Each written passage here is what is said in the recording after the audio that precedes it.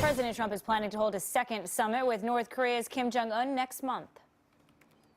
Kim Jong-un is looking very forward to it, and so am I.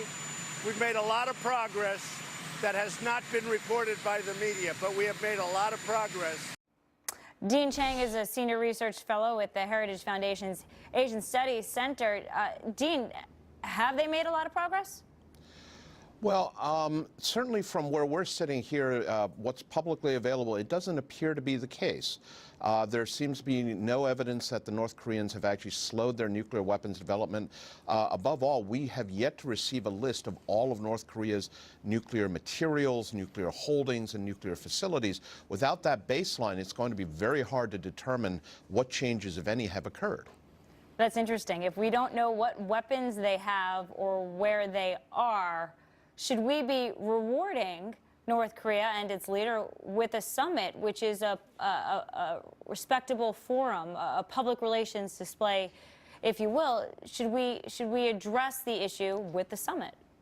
Well, one of the things that's also been lacking has been a working group to sort of hammer out the details so that when the president gets together with the North Koreans, a lot of these details have been worked out. Now, apparently, a working group has just started with our special advisor, Steve Biegun, and their vice foreign minister.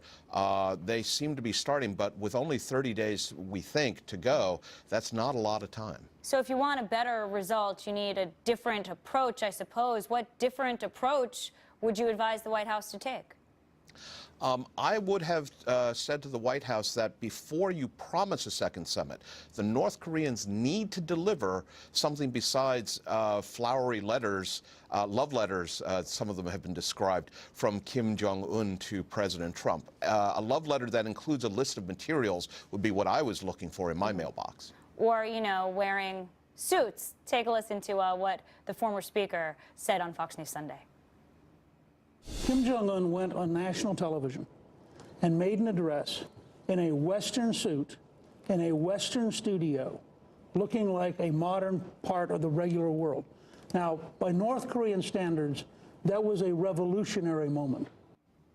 Some folks think that, including Newt Gingrich, seem to think that North Korea has come a long way under this administration, but you disagree. Well, North Korea certainly has changed somewhat. I mean, we've gone over a year now without a nuclear test or a missile test. And now what we don't know is whether that's a pause because of programmatics in North Korea, or is that in response to President Trump's meetings with them. So, but in terms of strictly on the nuclear side, I'm afraid I'm not sure we've seen the strategic movement that we've been hoping for. Dean Cheng, thank you very much for joining us today. Thank you. Well, we've got a lot more coming up, folks. Is it